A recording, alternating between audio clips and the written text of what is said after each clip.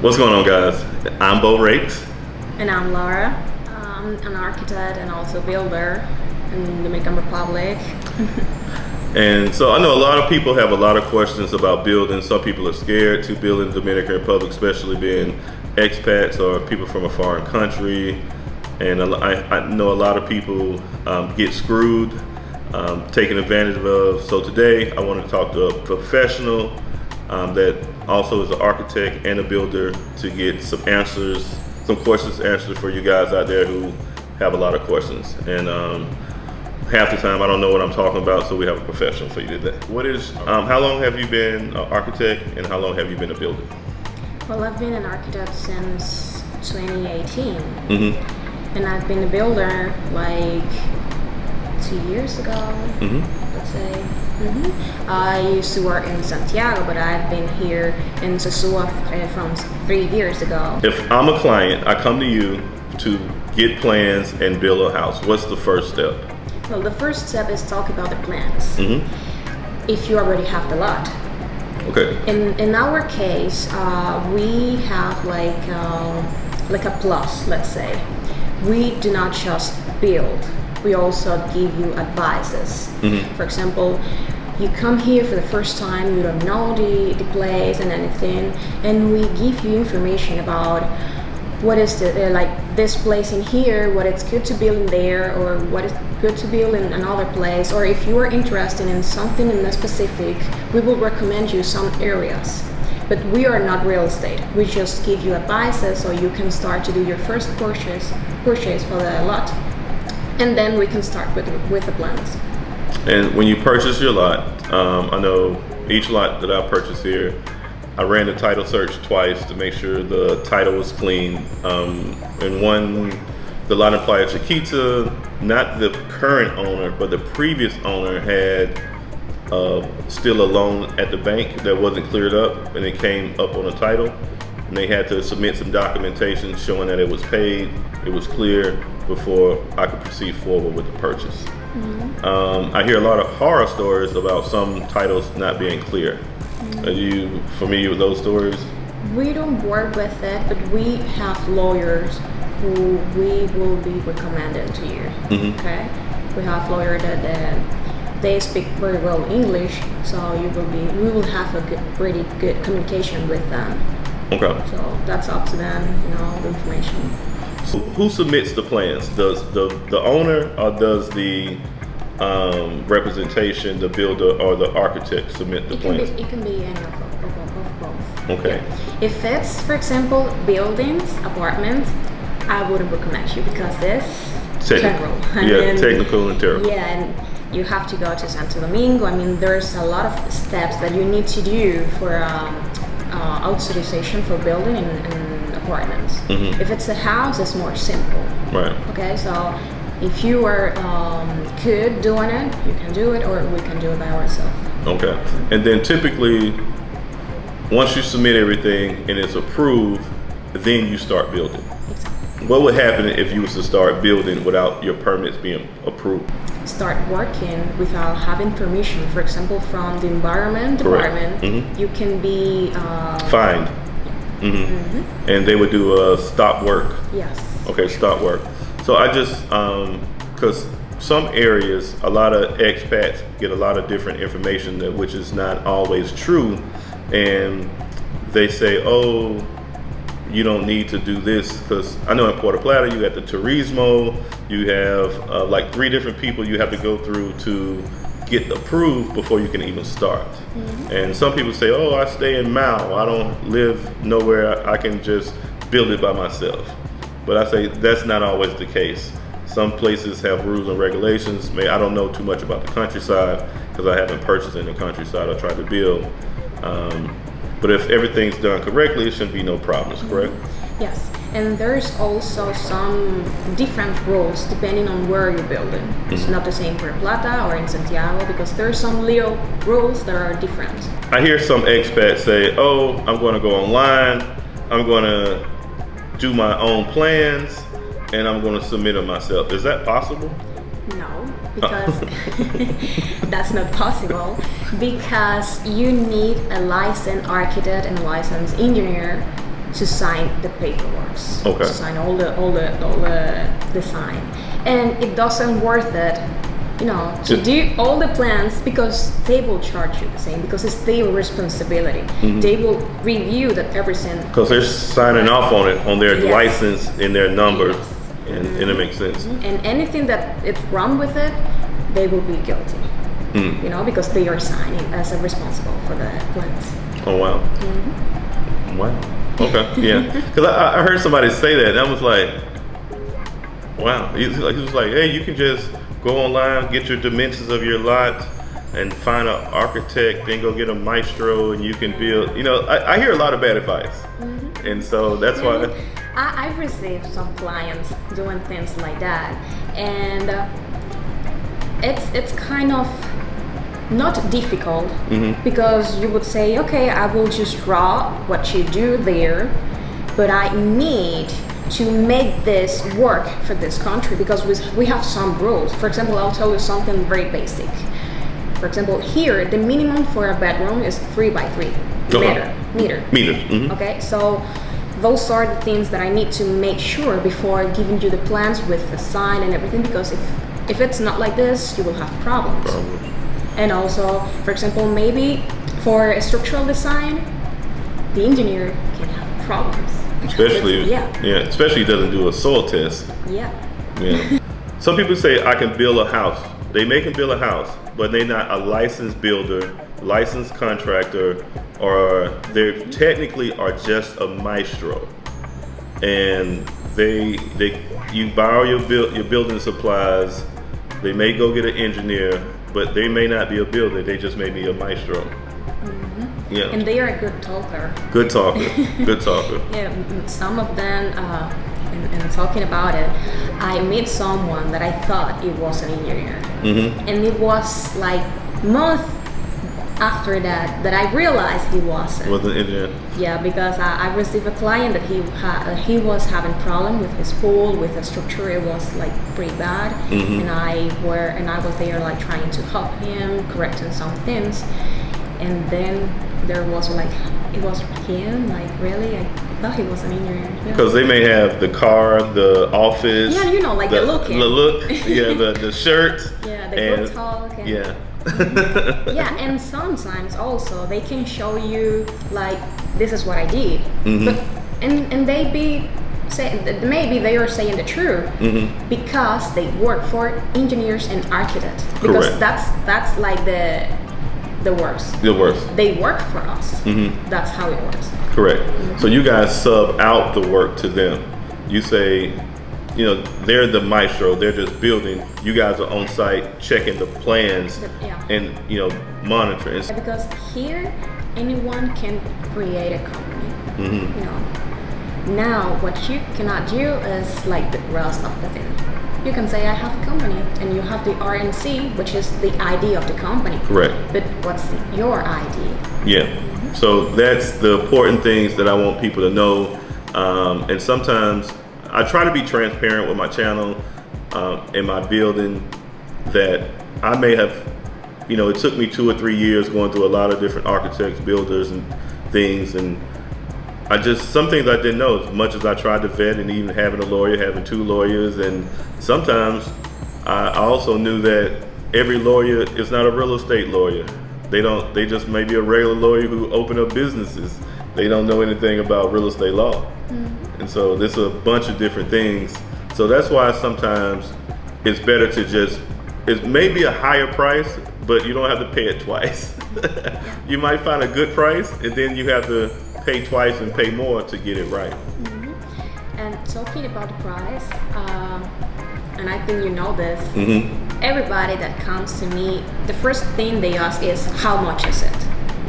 Per meter? Per meter, yeah, because here everything for construction is per meter. And for example, my first advice is try to find first the person who you think you can communicate better, because that's the main thing. Communication. The communication, and that this person can understand your vision, okay? Correct. Maybe you can talk with, let's say, 5 builders.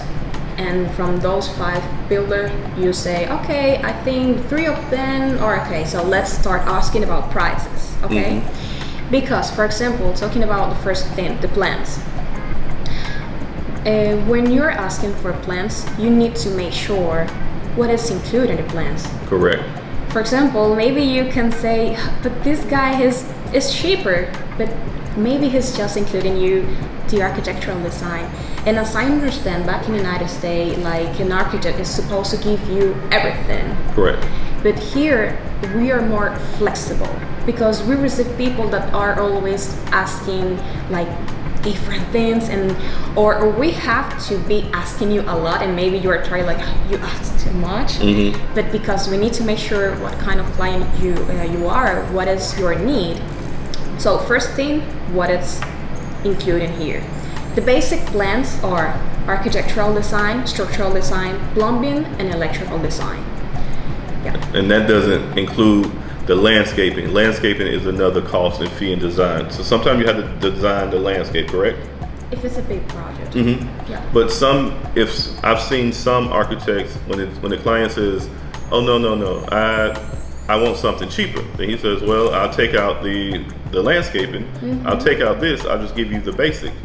And so, but that's how it goes, right? Because sometimes the client says, "Oh, I don't have this, I don't have that," and then you look and you just have a house, right? So if I was to purchase a lot in, let's say, Casa Linda or residential Hispaniola, if I buy that lot, can I bring an outside builder to build? Okay, that's a good thing you need to know. Somebody asked me that, and there's your answer. She says, no. Okay. All right. I would think it. I thought it was frowned upon too. So I wanted to ask that question. In Espanol residential, they have their own builder. It's just one there. But in Casa Linda, they have several builders, and I'm not sure if you can choose between what they have there. Okay, that makes sense. Because I'm like, that's the developer cost. If I was to go buy my own lot and build it myself with a builder architect, the price would be different. Yeah, because they bought that land a long time ago. They portion it out into partials, lots, and they have a community there. They are not just selling a construction; they are also selling a lifestyle. Exactly. Yeah, and that's what you get: the safety, the lifestyle, and it comes at a premium. Yeah. For the construction here, we work with let's say 3 levels: economic, standard, and high quality. When we are talking about quality, we are talking about the finishings. Okay. Saying that upgrades. Saying like the floor, the kitchen, because the structural is supposed to be well done. Okay. That makes sense. Yeah. For economic, there's some builders that they have their tips, and they do some things. Yeah. They may cut some corners. Yeah, but when we are talking about quality, we are talking about what kind of floor, what kind of wood for the kitchen, for the doors, the windows. That's what we are talking about. Mostly Dominican Republic, all the build is concrete. When do they decide whether the roof is going to be concrete or wood? Is that based upon the owner? It's depending on the owner. What's the benefit of a concrete roof versus a wood roof? Well, wood roof, it's more expensive because of the maintenance. Oh, really? Yeah. Okay. Yeah, because you need to do a really good investment on the wood. It needs to be good, okay, and well covered.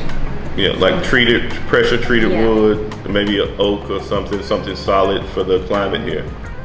And what about the plumbing? It's inside of concrete. The plumbing is inside the concrete walls. If a pipe was to break, you have to break the wall to fix that. Is that a common thing? It terrifies me to think about having a leak and have to go into the wall and fix it. Well, it's good that you are asking this question because pipes comes to what we were talking before about quality. Right. Because sometimes you can ask to a builder how much do you charge to build a house made on, let's say, oak, and that's what you're looking for. You don't care about anything else. And maybe he tell you like a price very high because he's thinking that if you want oak, you want everything else like the same. High quality. Yeah. And you can go to another builder and you ask the same question, and maybe their prices are lower, and the pipes Are cheaper. plays a good role in here. Oh yeah. Because, for example, for a building of apartment, we can use 2 different pipes, a hose or a regular pipe and PVC. PVC. Hose is much better because if you have any problem, it's easier to fix. But it's also more expensive. So my question is, like, when I see the pipes, sometimes some designs, they have a drop ceiling in the bathroom that has access to some of the pipe. Well, that's what we really do when we are working with apartment, because if something happens, it's easier to fix. Okay, if the toilet is leaking, it's easily to remove the floor, to remove the ceiling, and just fix the toilet from there. Because if you don't do it like that, then you got to break it up and it may go down to the next apartment. Exactly. But I'm assuming that technique, which is easier to fix, may be more expensive to install. Is that it or no? Or is that about the same? It just depends on the builder or the buyer. I mean, the person who's building it. No, I mean, if you build something like this with me, I will be only giving you the option that the pipes will be like outside, not the other one.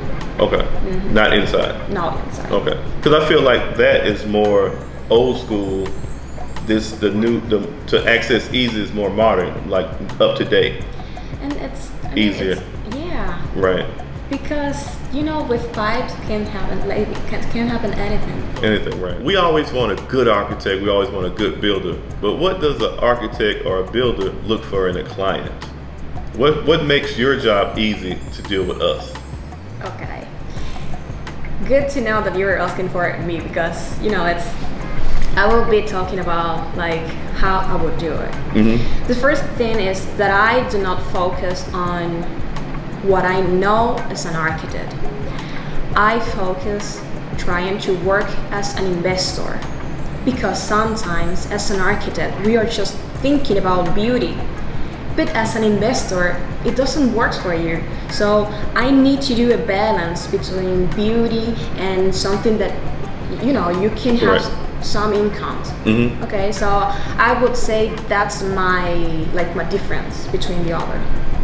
Yeah, because as I build, I'm always looking at it from an investment standpoint and also a traveler standpoint. Because if we're on vacation and you got your family, I got my family, and we're sharing the space, I want a 2-bedroom, 2.5 bath. So if we have guests, they can use the half bath, and you got your bath. We got our bath over here.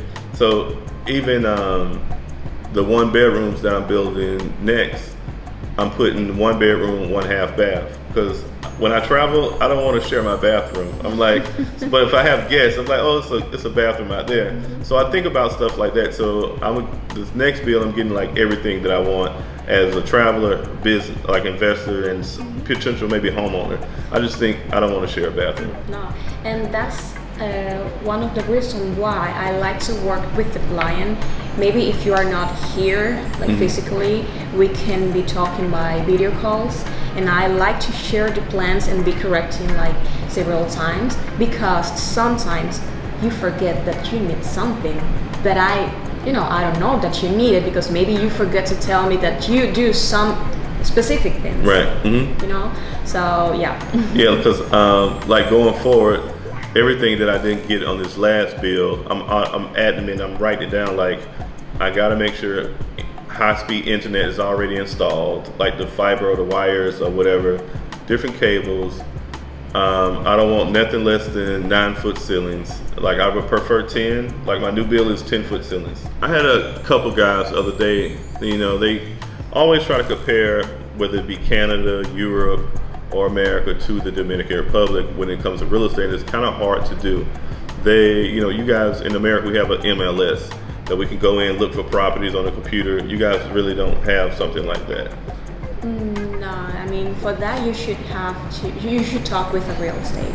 But even the real estate agent, they only going to have the properties that their clients allow them to list. They don't have they don't have the whole Dominican Republic. And you guys don't do. Somebody was trying to ask or determine, how do we determine value here, because there's no real estate appraisals here. And what would you say to that? Because I just told them I should say, materials, location, and price. Either you want it or you don't.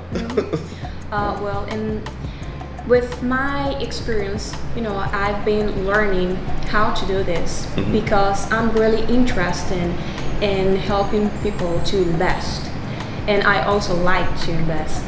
So right now I'm applying to a course to be like, well, the description will be a person who can tell you what is the exact amount of the house. Appraisal.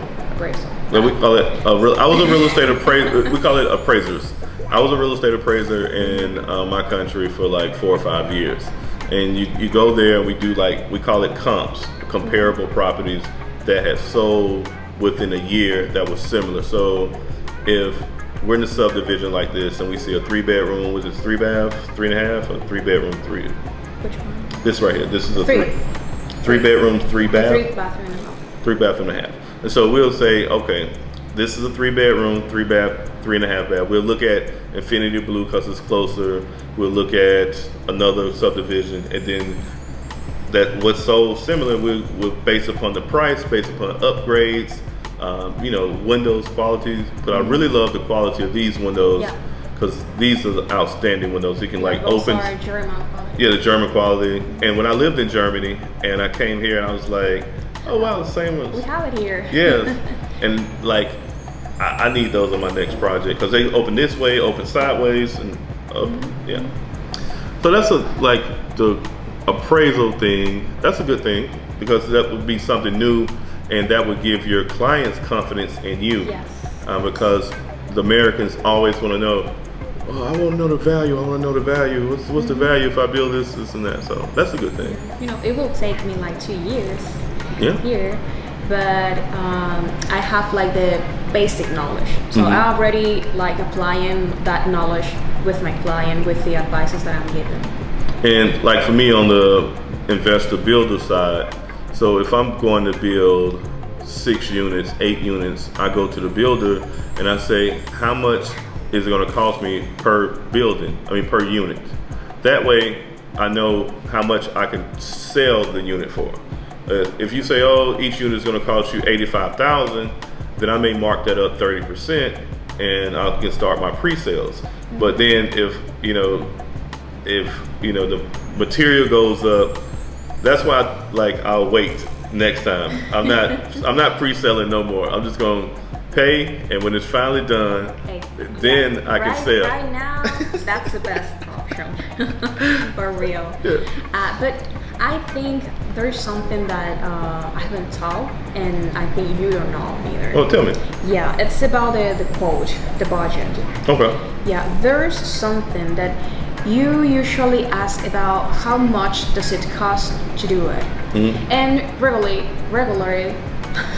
that thing. Yeah. We will give you an average price, okay? Because our experience, or based on what we recently built. Correct. The perfect way to do it is to request a budget. When you have your plans, you can request to your architect a budget. That it has a price because it's a hard work, because they need to analyze the plans, they need to, and it takes, for example, for a house, small house, it takes a week to do this. So that's pretty detailed. There you will know how much are you investing on the floor, on the ceiling, and everything. I'm in that process right now. So when I met with the architect yesterday, and I said, at the end of looking through all the papers, the plans, so he's like, I know what you're gonna say. How much is it gonna cost? And I was like, yes. He said, well, when I finish these are the design plans. Once I finish the structural, the plumbing, and the electrical, then I can give you a more accurate cost. Yes. And typically what I suggest is once the architect gives you that, I say, how many blocks would I need to do this? Then you can take that to the ferreteria, the materials, whatever, and you can just say, I have this list, give me a price quote for all this stuff. Is that about right? Yeah. Yeah. I mean, we usually do it. We don't give you that task to you. Okay.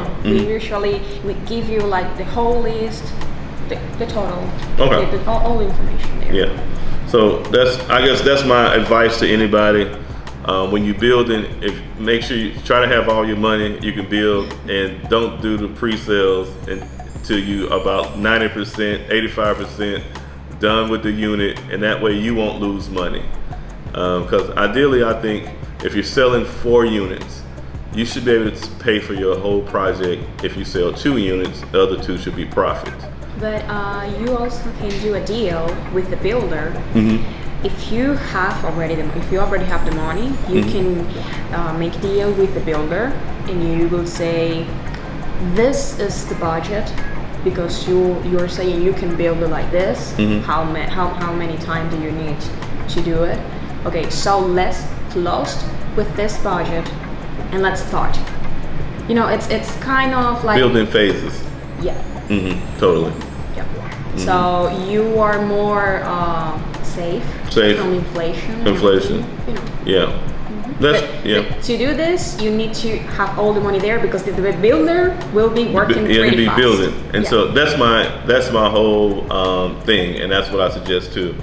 Have all your money, or at least know your budget to get started. Because I'm telling the builder, hey, just let me know what we're gonna get with 100,000. Then I know we can start the second phase. So you gotta be honest about your budget and what you can withstand, what you can't. Because I see a lot of projects that stop because they run out of money.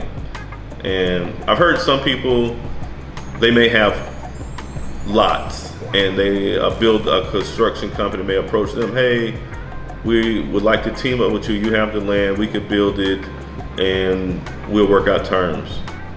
But it just depends on what's better for you. Some terms don't really be better for you, but you just have to work out the terms that's best for you. I mean, either give and take. Like a balance, it's a give and take.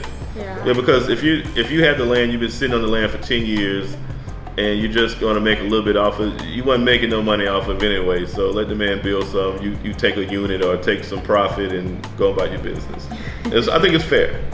Yeah, I think like I always try to be fair with business. I will not always be right. I won't be wrong with it. I will be fair. You know. Yeah. So what else we got to cover? I think we have covered. I think we covered a lot. A lot of. Yeah, I think it was very, informative. So let people know how they can contact you. We use we have a web page. It's leosgroup.com. Also, my phone number is 849-245-1522. Sorry, I'm trying my best. Now we'll put it in there. I'll make sure I get her link and her info, and we'll put it in there.